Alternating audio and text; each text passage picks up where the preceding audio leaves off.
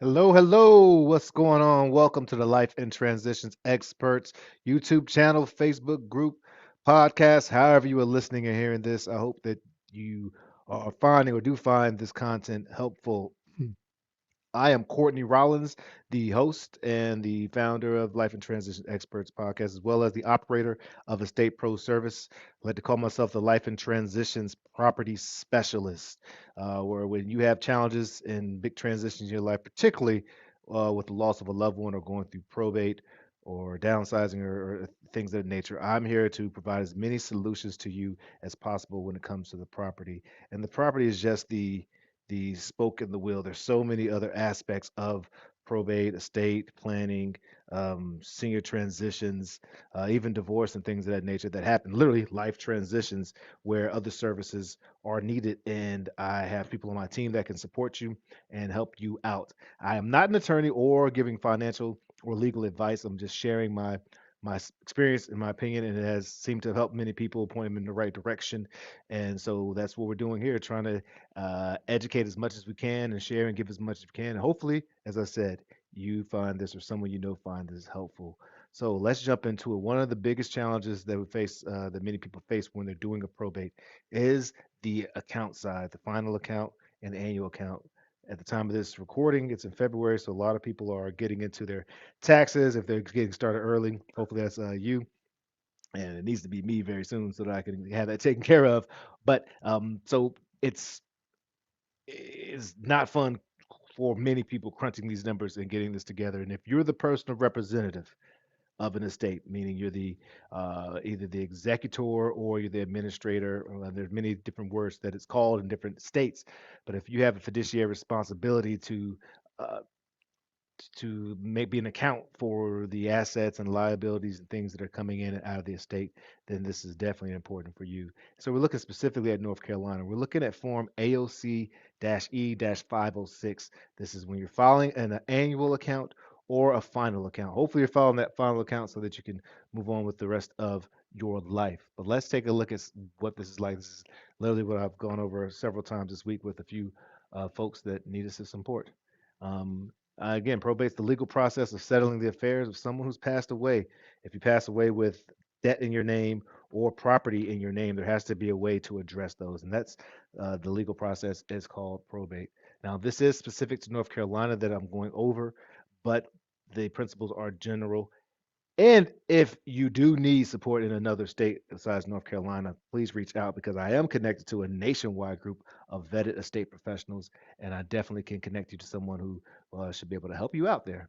So let's look at the first part of the form. This is straight from, you can actually go to estateproservice.com/forms to get all the probate forms for North Carolina up to date. And here's the first part. You just simply fill out, as it states, the file number, the county that this is filed in, the name of the person who's passed away, stating that this is for a deceased party. You would state whether it's an annual or final account there, and you're discussing the accounting period from the last time of the account or the inventory to the date of that you're submitting this, or when all the information is relevant, and of course the date of death for that person. As you note here, if someone passed away before January 1st, 2013, there is a different form that you'll use, the one that was printed of uh, the version that was last created December 2020, 2017. So here we go. This top part right here, you're going to get this directly from the inventory sheet form 505, AOCE-505, whatever that number was for the personal property of the inventory you'll use there, or the last account if this is the probate's been open several times, or been open for, basically you have to file an annual account, surprise surprise, annually. And so if you did fill one out annually and it was because the probate was still open for whatever reason, that's the number that you put there. But there's a quick look at it right here. So this is form 505, and whatever's down at the bottom of the total amount down there is what you're going to use for this form here. You put that in right there. And what's cool about this is if you do go, if you pull it, you these will auto populate for you so that the numbers will come out properly. Now, right here, this is if you do sell a property and it loses value. Basically, if property loses value quite often, people need to sell quickly to address some debts in the estate, or they're just selling quickly so they get on their life, or unlock the inheritance. And so sometimes you may sell a property like a car that may be valued on the inventory at 10,000. You may sell it for 5,000. Um, and so that's a $5,000 loss. So now that you had that reported that so let's say the estate was worth 100,000 here, well, we subtract 5,000. That's going to be now uh, it won't be worth that much. So you put how much loss minus the loss there, and it'll automatically populate. And of course, all these you will need to attach some type of explanation. You put it in here, or attach explanation as needed. And all these should auto-populate as you start working on the backside, because these are going to be totaled from the different sections, unless you're doing this by hand, which means you need a calculator and making sure you're taking good notes. All right, so part two, this is what's remaining in the bank, any deposits or anything that's in the bank. If you have an estate account, which I definitely recommend that people will have, still open. Sometimes it costs $25 to keep an account open, in some spaces $10, or whatever it is. Whatever's still in the account is still here. If you haven't dispersed any money to beneficiaries and the account's still open, you will put it there. But all that will put in there for bank accounts. If there's like securities or stock or investments, you'll put that there.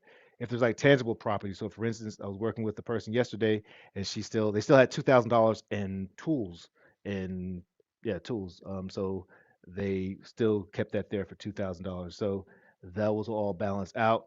Over here, that doesn't count towards it. There's property that's willed in the estate that hasn't been sold yet. You'll put the property value that's the same property value that you put on the inventory there. All right. Let's see. And real estate acquired. Yeah, if you purchased any real estate during that time, then you of course put it here, because you need to know, okay, how much does this estate have right now? Any other information, money that came in, rent or anything like that, you put it. You would have the total would come right there. You put it there. So this next section, I'm just going straight down the line. You'll put your name as the fiduciary. If there's a change of address, make sure you check that, put that there. If there's a co-fiduciary or a co-executor or co-administrator, you'll put that there. You wait to sign. Don't sign until you're in front of, um, before I recommend before you get in front of the deputy clerk, or if you have to get it, what do you call it? Yeah, so you just make sure they'll be signing that. That's what I'm saying.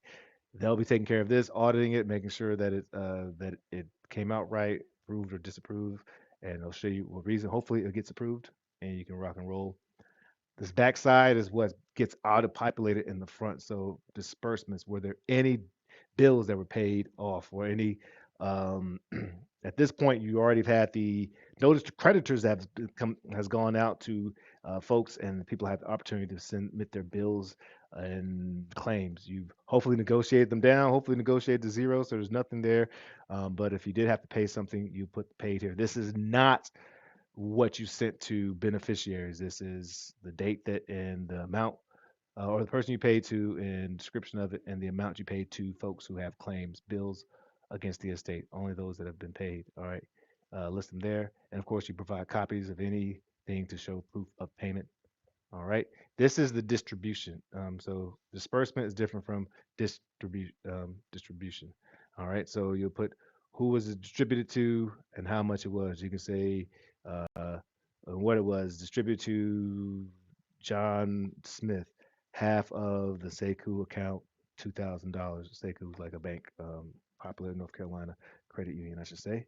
And this will all tally up. It'll all add up, and it will, if you go to the first page, uh, here, you'll see this right here is where it'll start calculating right there. That's why if you are online, if you get this document online, you see you can't really type in there because it's already has the formula to put here. But this is where you'll put the total if you do it yourself. Put the total here. Just for like the disbursements, the total goes right here. And this is if any money comes into the account, which you put right, will auto populate right there as well. Balance. Oh, there we go. Yeah, what was distributed goes here, and that's in the form. But let me make sure I have the right section, because I want to make sure you see this properly. And I'm gonna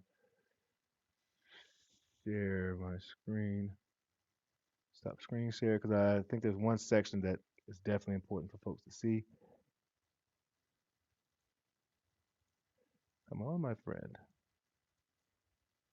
All right.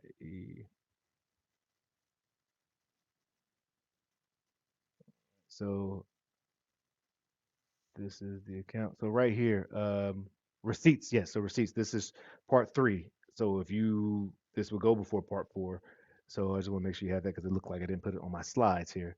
So this is money that was received, rentals, loans that were given to the estate, anything that was like paid back or received between the time of your last inventory or account needs to go in here and it'll auto populate.